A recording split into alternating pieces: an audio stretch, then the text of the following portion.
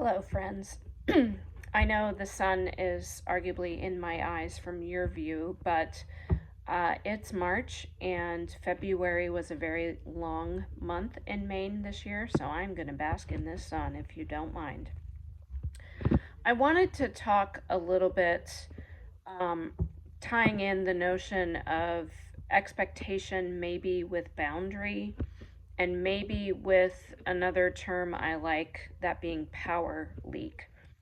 I think we think about power in a curious way, in that it's desirable to exert power over another, or over an object, or over a situation.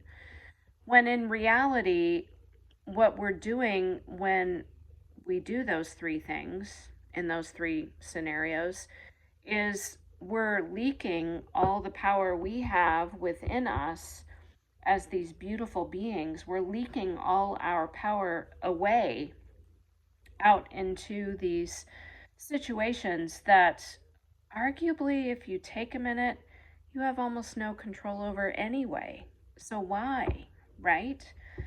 And the argument for me is that I'm still learning is that if I retain that power in my core, then I'm only going to have more energy for compassion, for forgiveness, for tolerance, for patience. All of the things that I would like to foster anyway. Isn't that interesting?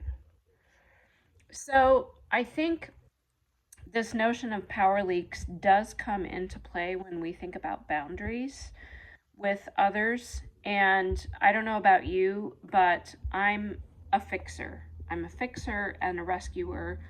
And I think, particularly in healthcare, a lot of us have those underlying tendencies. It's just who we are.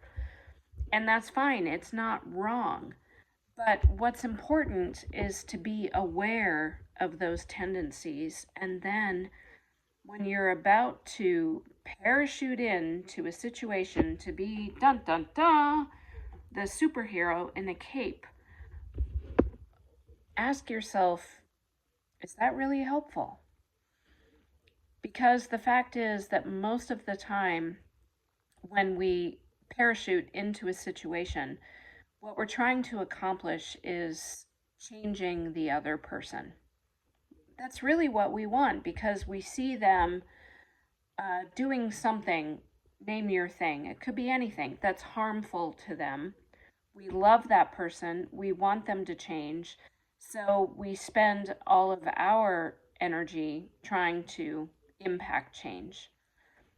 Been there, done that 1,000 times and in 1,000 ways, and it has never worked out well for me. And I expect the same might be true for you.